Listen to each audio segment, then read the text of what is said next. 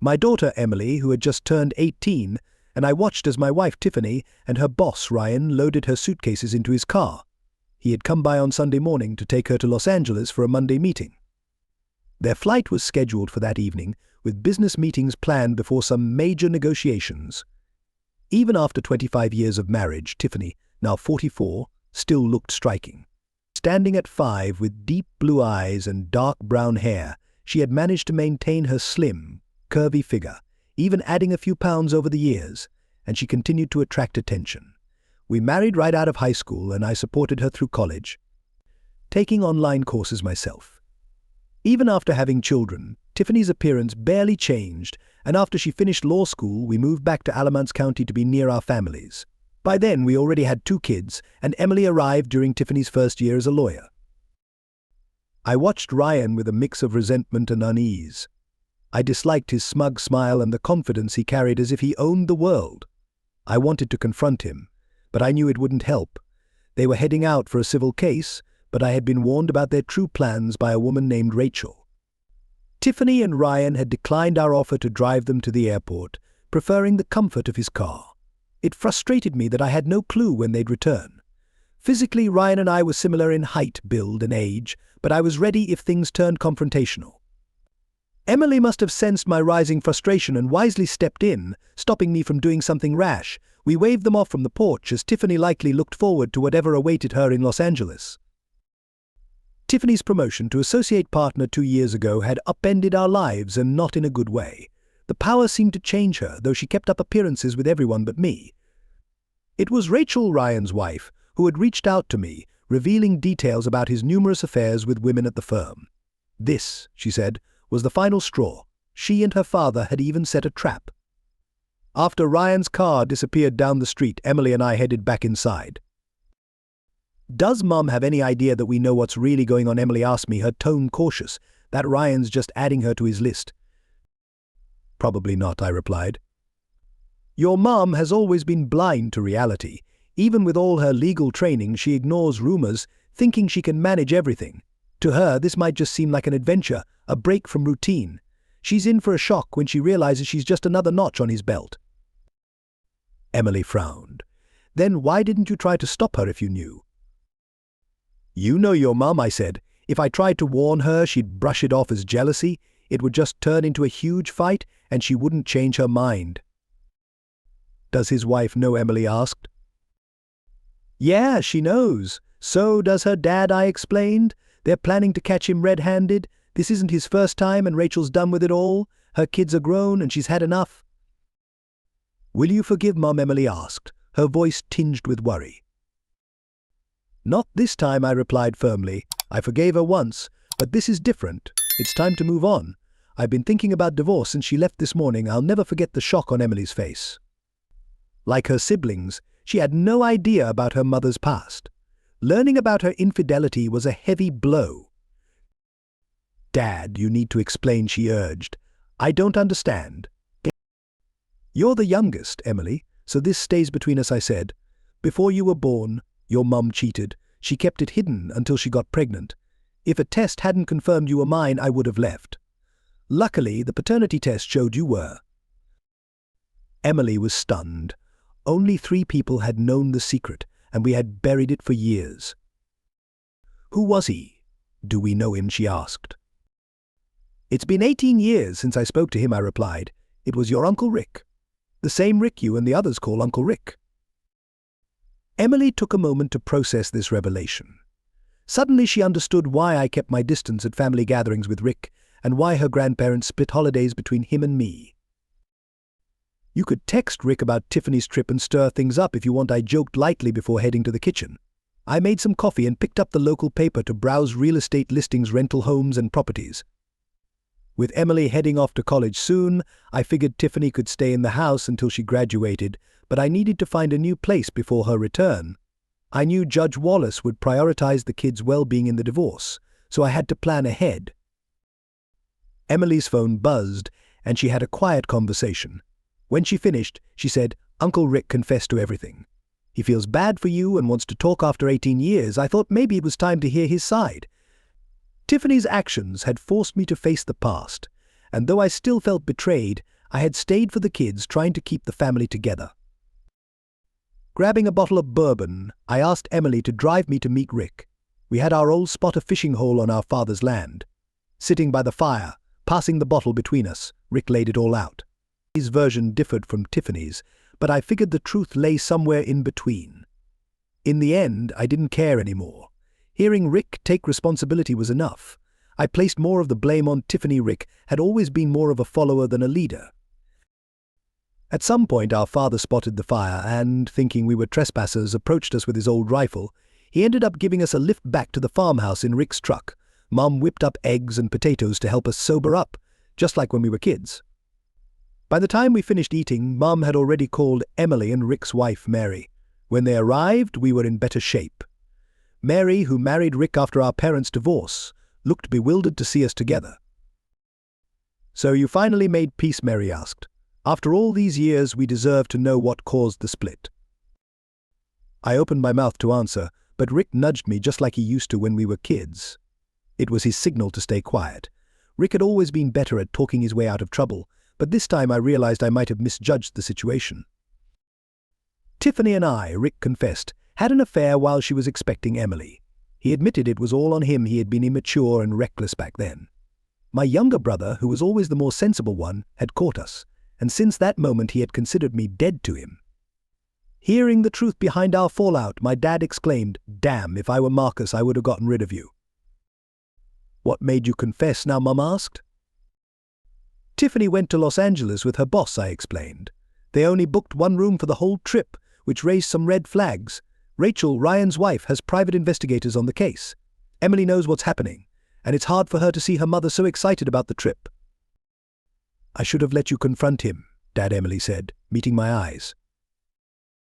After a moment of silence, I continued, "Since Tiffany's keeping the house while Emily finishes college, I need to find a new place before she comes back."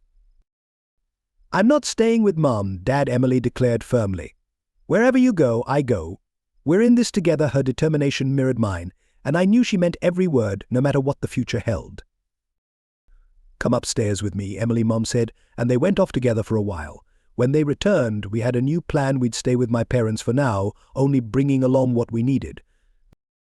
During the drive home, Emily didn't hold back. "You have to stop defending Mom," she insisted. "We're adults now." She knew what she was doing with Ryan in LA, thinking she wouldn't get caught. It says a lot about how she views us. When we got home that Monday night, we began moving our belongings, each of us taking what mattered most: my rocking chair, her makeup table, the TV. Tiffany kept updating us throughout the week, though our progress was slow. Then, on Thursday, Rachel called and suggested we meet at a nearby restaurant, Jack's Roadhouse, around 8 p.m. I arrived in my work clothes, minus the tie, and recognized Rachel by her white scarf. When I introduced myself, I was surprised by her appearance. She was younger than I had expected, perhaps 10 years my junior, with long blonde hair and soft blue eyes. She dressed simply, which made sense once she told me she was a kindergarten teacher. I, as an HR manager at a nursing home, was dressed more formally. Rachel explained that Tiffany and Ryan would be in Los Angeles for the weekend, and that about 70% of the work on the case was done. They would be served with legal papers as soon as they returned. She asked how I was holding up, and I admitted that this time felt different. We were addressing it openly, unlike the last time when everything happened behind closed doors. I mentioned that my brother Rick had been involved in the mess 18 years ago, before Emily was even born, and that we hadn't spoken until Emily encouraged us to reconcile last Sunday. The reunion had given me the worst hangover I'd had in years. Rachel laughed as I added, "What made it worse was our dad finding us like a couple of teenagers and dragging us home." Rachel found it amusing but noted how nice it must have been to reconnect with family. I told her Emily and I were staying with my parents temporarily, bringing only the essentials. I also shared my plan to keep Tiffany's number active until Sunday, after which I'd block her for good. Before we parted ways, Rachel and I visited a nearby bar and danced for a bit.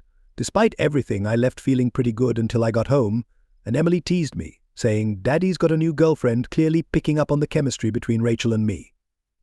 Sunday dinner felt special.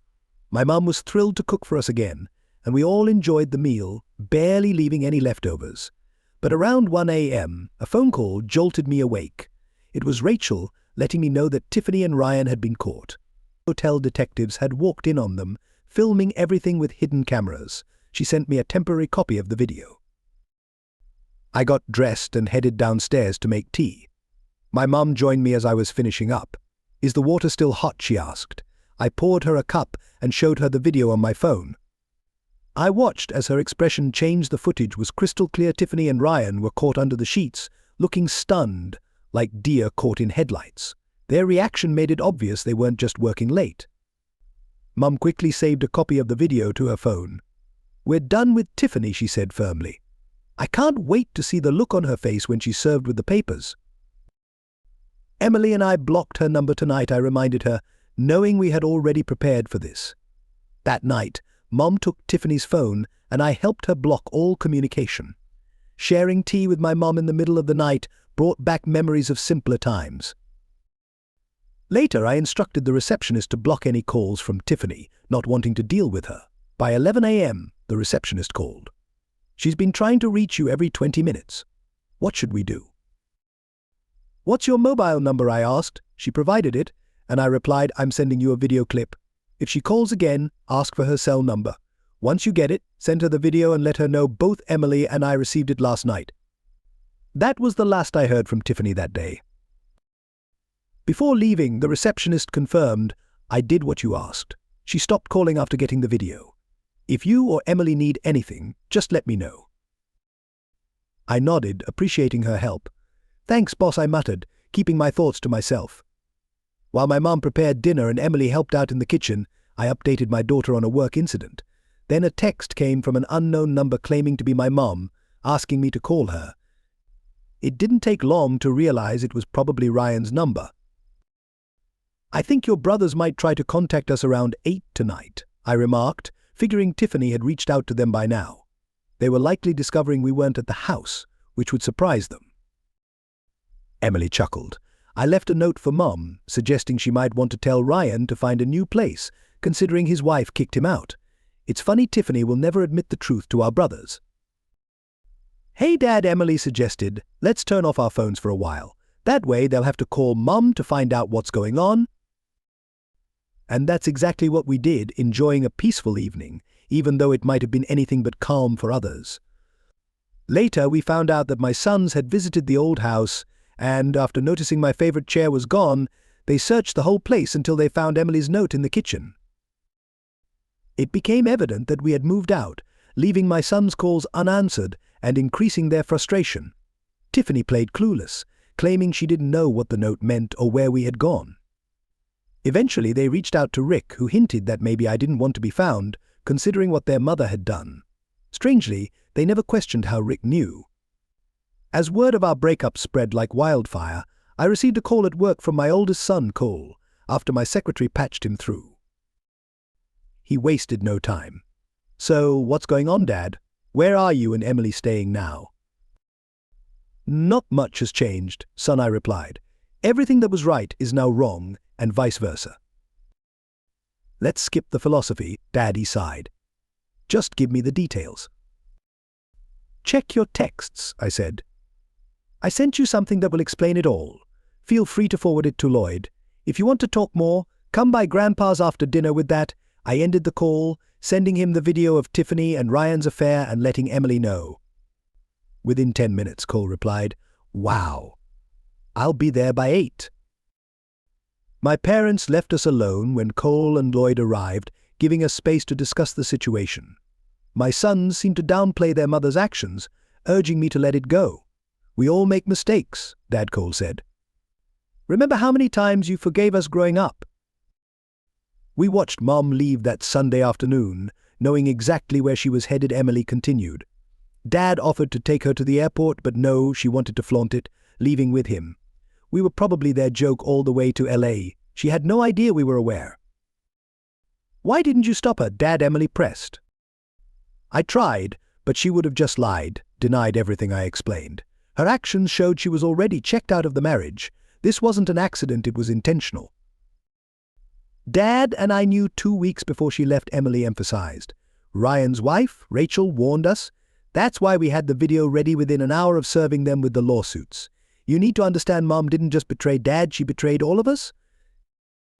I turned to my children, revealing a difficult decision. I'm seeing a doctor tomorrow for some tests, I admitted. Their stunned expressions said it all. I can't be sure she hasn't had other partners.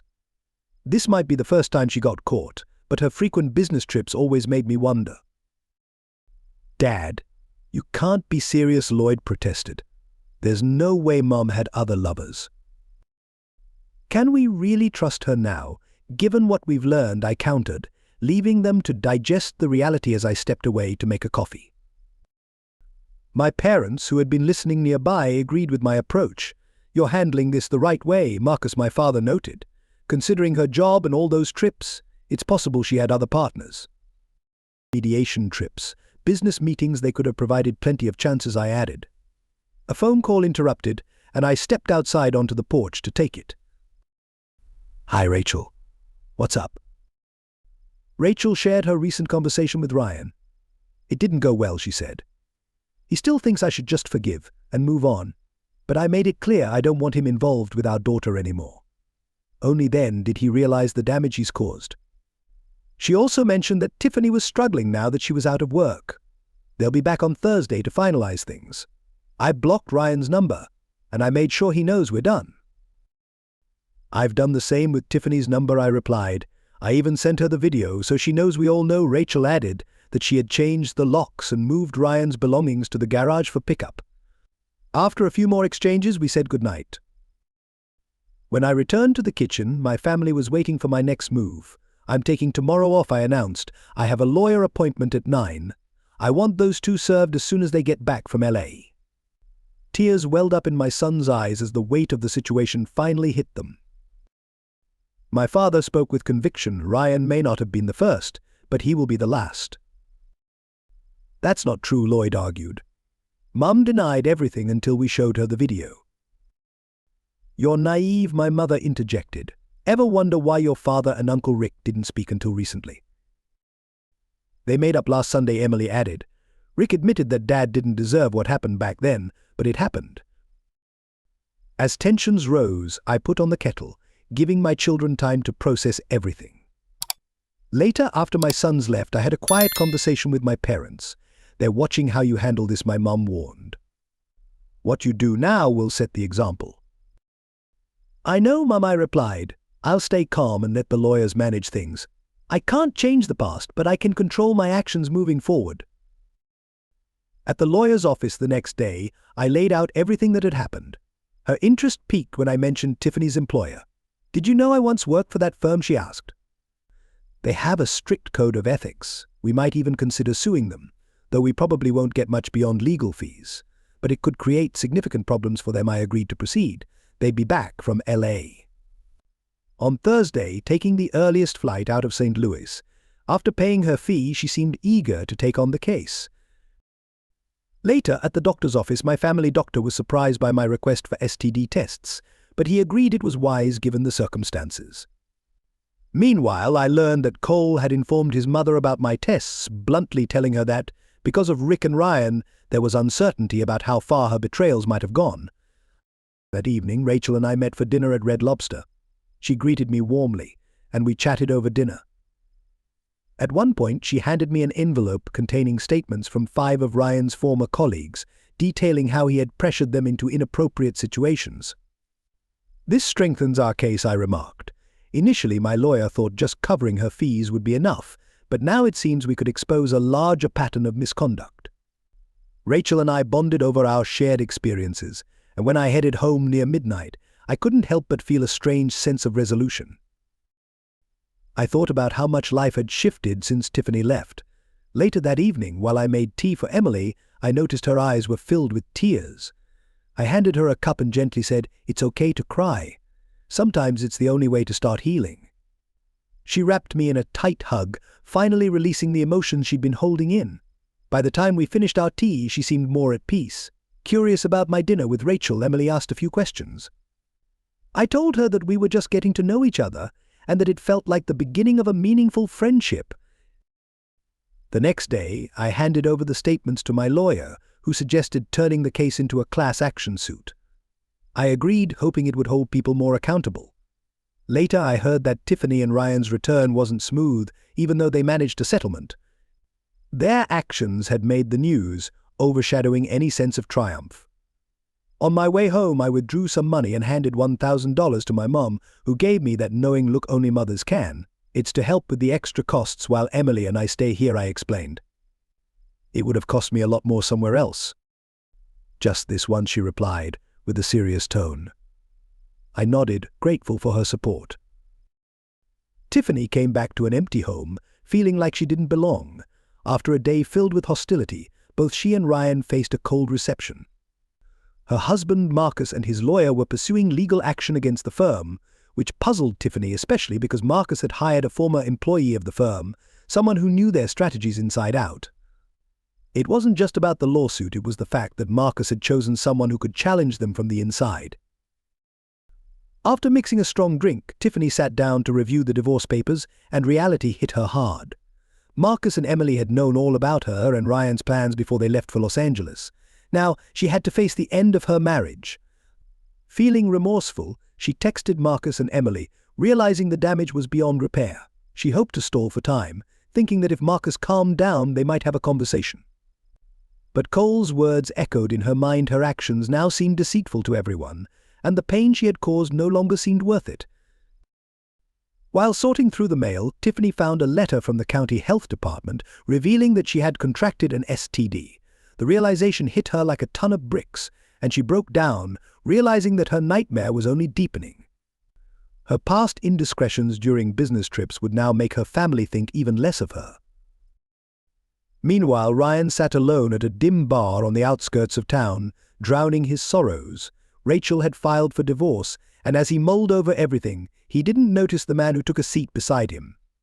Suddenly a scuffle broke out, and in the chaos Ryan took 3 punches to the face.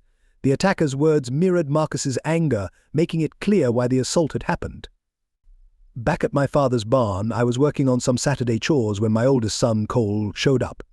His stubborn determination was evident as he insisted that I should take Tiffany back, arguing that it would restore peace to the family, despite everything she had done.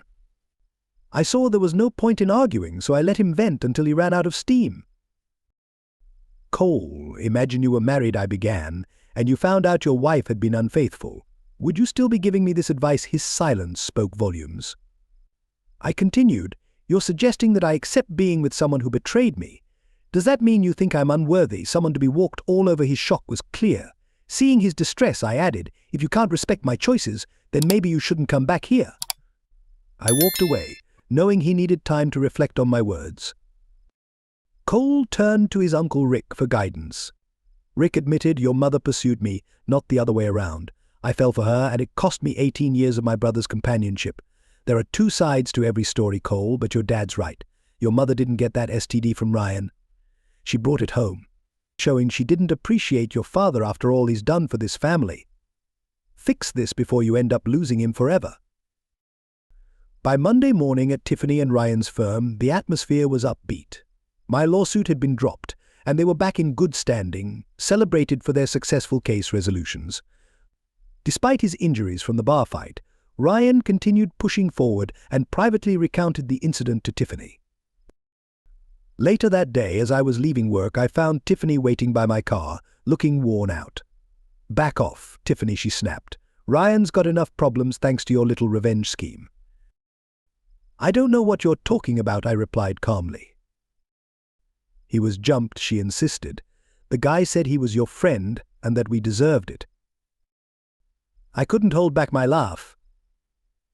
After collecting myself, I said, if I knew who did it, I'd buy them a bottle of whiskey. Your lover got off easy. If it had been me, he wouldn't be walking away.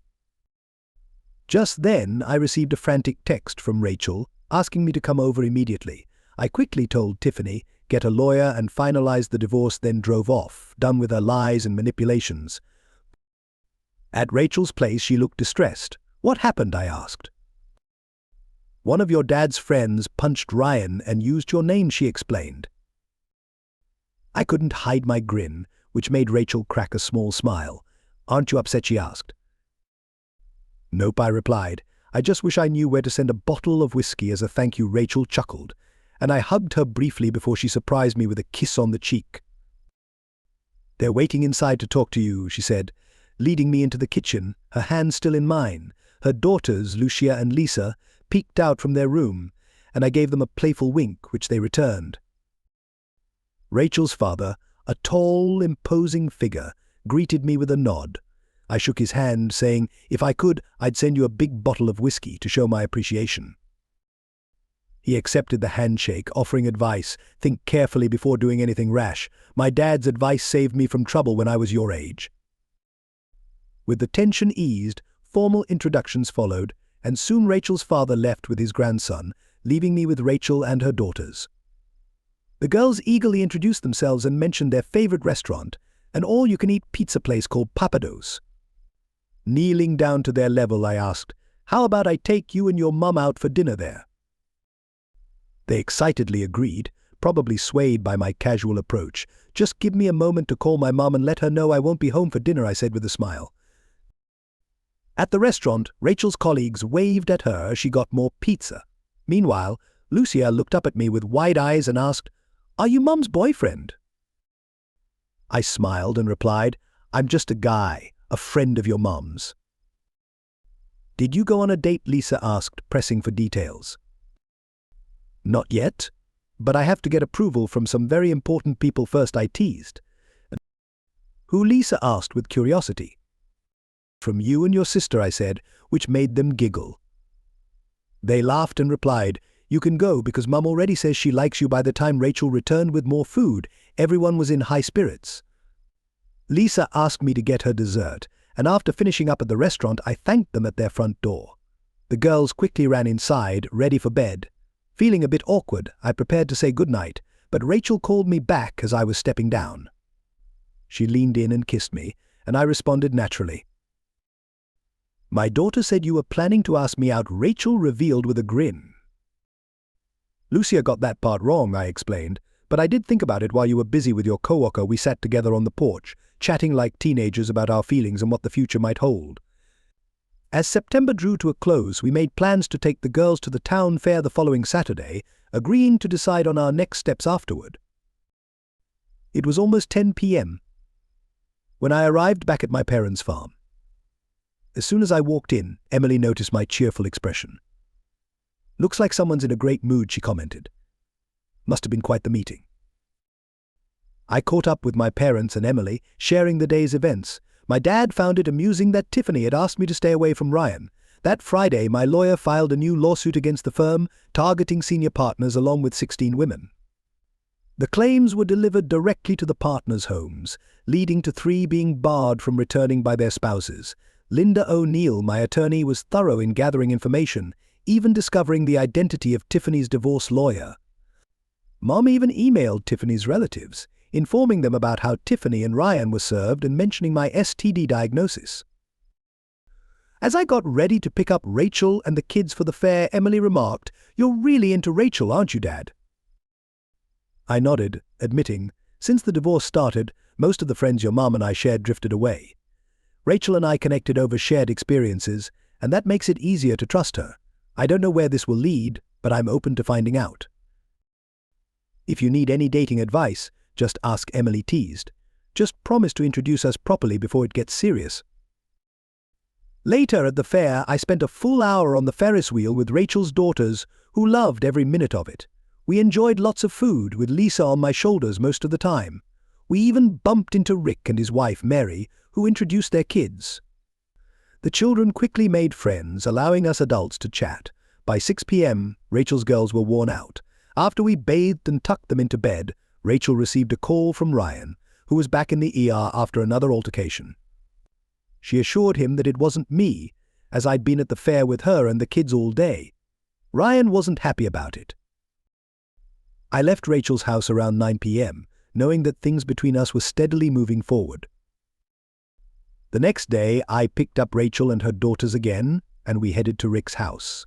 The entire family was there, including Emily, who had brought a date. It was a significant moment, my first time in Rick's home since his wedding. Mary welcomed Rachel and her girls warmly, and they quickly became part of the gathering. But then Cole pulled me aside, looking troubled. "Dad, I messed up," he admitted. "I fell for Mum's manipulation. She tricked me, and Uncle Rick and my colleagues filled me in last week." "What did you learn from all this?" I asked, curious to hear his thoughts. "When it comes to family, sometimes it's best to keep your distance," Cole replied. "No matter how much you care, you might just make things worse. They need to figure things out in their own time." "You're right," I agreed, "but it's hard because we want to help. Your mom and I will talk someday, but not anytime soon, considering how she's been acting." Cole nodded. "Yeah, her behavior says a lot." "It does. Look at Rachel," I continued. "She stayed in a loveless marriage until she was ready to raise her daughters on her own. She waited until the right moment. Her actions show her character. Your mom's behavior, on the other hand, has been cruel, and it shocked both Emily and me. She says one thing, but her actions show something different. As Grandpa used to say, if I'm not worth the truth, then you're not worth lying to." Cole hesitated. "Dad, can I ask you a tough question? What else did she lie about?" I sighed. "That's something we may never know for sure. But there's no point dwelling on it, son. We can only learn from the past and move forward." "I have to say, I really admire Rachel," Dad Cole admitted. "But the more I hear about Mom and Ryan, the more I think they deserve each other." At that moment, Emily joined us, noticing how intense our conversation had become. "Maybe we should finish this later," she suggested. "We're done," Sis Cole assured her. "I just needed to apologize to Dad with that." He walked away, leaving Emily curious. "Just a matter of saying the wrong thing," I explained. "But it's good he took responsibility." Meanwhile, Rick and Mary were enjoying dinner with the family, and Mary snapped a few pictures, especially when Lisa clung to me closely. When the inevitable water fight broke out, I joined in with enthusiasm, though it ended with me soaked and lounging in a chair to dry off. Lisa curled up in my lap and drifted off to sleep. I glanced over and saw Mary and Rachel deep in conversation, likely discussing the growing connection between Rachel and me. My father joined me as I rested. "This little one seems to have chosen you," he remarked, nodding at the sleeping Lisa. "Just make sure you're not motivated by revenge." I chuckled, recounting how my relationship with Rachel had started from that first phone call. He nodded thoughtfully. "I should have trusted my instincts back then," he admitted. "Then," he added, "your mother asked me to talk to you. Whatever path you choose, know that we're behind you." "Dad, just look at the world today," I said, shifting gears. "A Democrat wins the presidency, echoing values that remind me of JFK, yet conservative members of Congress are stepping down. The GOP seems to stand for Kennedy's ideals now, but the media paints him as a traitor. They're trying to impeach him, even though he stays true to his word. Meanwhile, they support someone whose actions are no better. It's like they share the same disregard for truth and integrity as my soon-to-be ex-wife." I continued, explaining how people only seem to value principles when someone ends up behind bars. Only then do they pretend to feel remorse. My dad chuckled. "Most folks should just flush 100% of the media's so-called truths down the drain. Real honesty is rare these days, but people are too blind to realize it. It's something else. Watching different factions of the Democrats tearing each other apart. It makes me wonder if their issue with him is that he's just too capable." "Strong words," Marcus, Dad said, "but it sure shows how the media can be a powerful tool for propaganda." The following Monday, while I was at my office, a detective came in to discuss the situation with Ryan. We spent about an hour going over the details, and I provided him with a list of women whose husbands had discovered Ryan's affairs. "Officer," I suggested, "you should get in touch with Linda O'Neill. She has more information. I've known about their affair for over 6 weeks now, thanks to Rachel, Ryan's wife, who gave me the heads up." The detective made notes and remarked, "Ryan seems to blame you for wrecking his marriage. Sounds like he's the type who can't own up to his actions." After he left, I called Linda to give her a heads up, and she wasn't surprised. She expected this from Ryan. Knowing he had a history of setting people up, she even thought he was behind her being let go from the firm. That evening, when I got back to my parents' house, I found out it was a letter from my mother that finally made Tiffany accept that our marriage was truly over. Until then, she had held on to some hope that we might reconcile. On Wednesday, Emily and I took Rachel and her daughters out for dinner at Pastor House, and my sons joined us. During the meal, I shared the news that Tiffany had finally hired a lawyer for the divorce. Rachel's daughters enjoyed spending time with Emily, and the dinner turned out to be a success. 2 months had passed since our last family meeting, and by Friday afternoon, I was sitting next to Linda O'Neill in court, waiting to be called before Judge Robin McCullough. Across the room, Tiffany sat with her lawyer from the firm. We had already agreed on the division of property, and since there was no mortgage, it was a straightforward process. Tiffany would buy out my share of the house and give me half of our joint savings. When we were called before the judge, we confirmed the agreement, and the divorce was finalized. As I headed out, Tiffany stopped me on the courthouse steps. "I've ruined myself," she confessed. "I finally told everything to the boys, and Emily still won't speak to me. She thinks I did all this on purpose."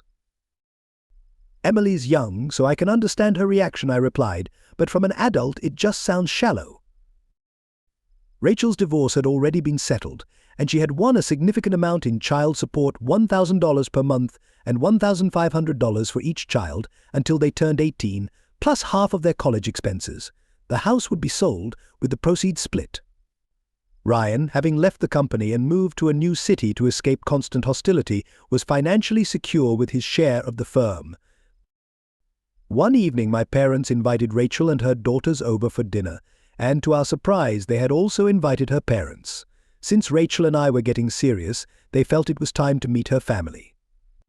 Linda O'Neill had negotiated with the firm's insurance company, aiming for an out-of-court settlement. After deducting Linda's 30% fee, each of us would receive over $750,000.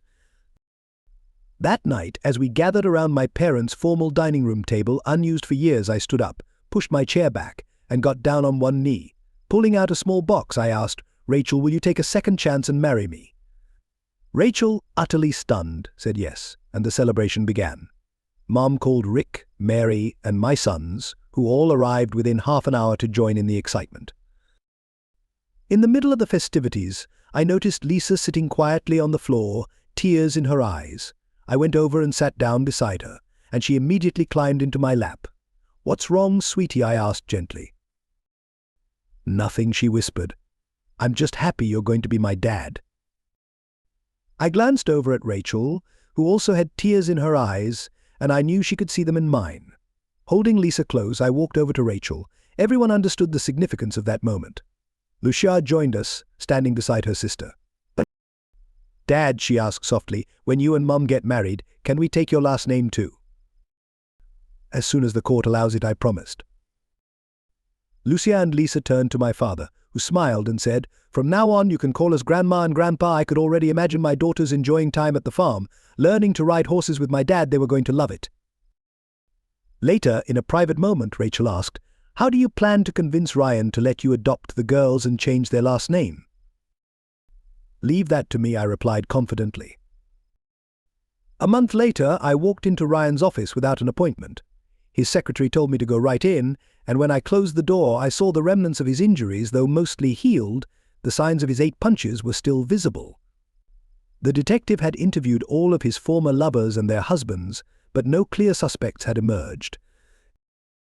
"I think you've heard that Rachel and I are getting married," I said, watching him turn pale, convinced I was behind his assault. "What do you want?" he asked, sounding nervous. "I need your permission to legally adopt your daughters so they can take my last name," I said.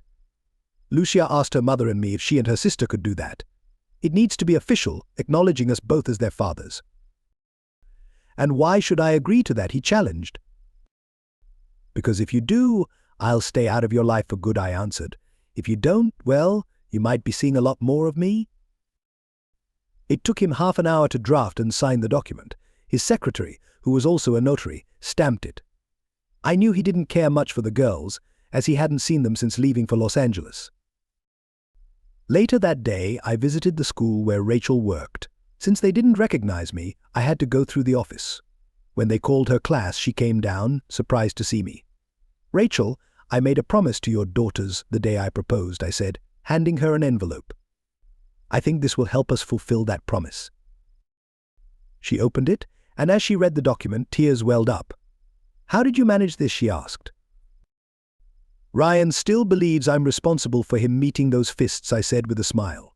"I used that to our advantage. I thought we could make it official on our wedding day so Lucia and Lisa can legally take my last name. Emily had been right when I made a promise, especially to a child. I kept it. That afternoon, we met with Linda to finalize the adoption papers. It took just 20 minutes to prepare and file the documents in court.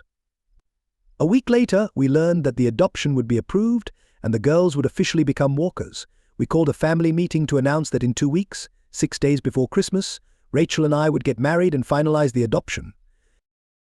Lucia and Lisa were overjoyed, and my parents couldn't wait to welcome their new granddaughters. That night, as we sat by the fire, Lucia climbed onto my lap and said, "Thank you, Dad." For what, I asked. For loving us enough to keep your promise. I couldn't find the words, so I just held her close, feeling grateful for the new family we were creating together.